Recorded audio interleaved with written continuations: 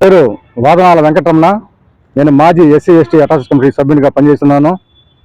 గత ప్రభుత్వం అంబేద్కర్ స్టడీ సర్కిల్కి, అంబేద్కర్ భవన్కి 5,50,00,000 రూపాయలు మంజూరు చేయడం జరిగింది తెలుగుదేశం ప్రభుత్వం. ఈ ప్రభుత్వం వచ్చిన తర్వాత అది క్యాన్సిల్ చేయడం జరిగింది. మేము అధికార పార్టీ ఎమ్మెల్యేలందరూ తిరిగి అర్జీలు ఇవ్వడం జరిగింది.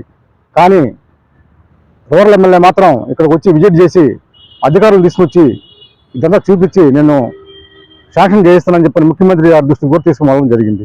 కానీ ప్రయోజనం లేకుండా పోయింది. మేము ఎస్సీ సంఘాల నాయకులందరూ కలిసి ఒక మీటింగ్ పెట్టుకొని ధర్నా కూడా చేశాం. ఈ అంబేద్కర్ స్టడీ సర్కిల్ కావాలని చెప్పని పోలీస్ కేసు కూడా మా ముందు పెట్టడం జరిగింది.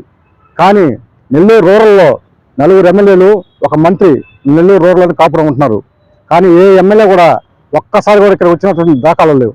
కానీ రూరల్ ఎమ్మెల్యే మాత్రం కోటమిరెడ్డి సేతురెడ్డి గారు తన వంతు ప్రయత్నం చేసిన దానికి అతనికి మా ఎస్సీ సంఘాల తరఫున కృతజ్ఞత తెలియజేస్తున్నాం. ఇప్పటికైనా కానీ ఈ ప్రభుత్వం, వైఎస్ఆర్సీపీ ప్రభుత్వం, ఈ ఆగిపోయినటువంటి అంబేద్కర్ స్టడీ సర్కిల్ను పూర్తి చేయాలని చెప్పని ఈ మీడియా ద్వారా నేను తెలియజేస్తున్నాను. లేని పక్షంలో తొందరలో రానున్న ఎలక్షన్లో మా ఓటుతో ఆ వైఎస్ఆర్సీపీ అభ్యర్థులకి తగిన బుద్ధి చెప్తామని చెప్పని మీడియా ద్వారా తెలియజేస్తున్నాను. ఎంత ఖర్చు పెట్టారు? ఏంది అసలు ఏంది ఇది? ఎంత సార్, ఇది తెలుగుదేశం ప్రభుత్వంలో 5,50,00,000 రూపాయలు శాంక్షన్ చేయడం జరిగింది. మా దగ్గర ఆధారాలు కూడా ఉన్నాయి సార్. కాకపోతే 73 లక్షల వర్క్ జరిగింది దీనికి. దానికి కూడా మా దగ్గర ఆధారాలు ఉన్నాయి. కానీ ఎన్నికలు రావడం, ఈ ప్రభుత్వం మారిపోవడం, వెంటనే రీటెండరింగ్ దాంట్లో ఇది క్యాన్సిల్ చేయడం జరిగింది. మేము అధికార చుట్టూ తిరిగాము, అధికార పార్టీ ఎమ్మెల్యేల చుట్టూ తిరిగాము, మంత్రుల చుట్టూ తిరిగాము. చేస్తామని చెప్పారే కానీ మళ్ళీ ఎలక్షన్ చేస్తామని అని చేసిన దాఖలాలు.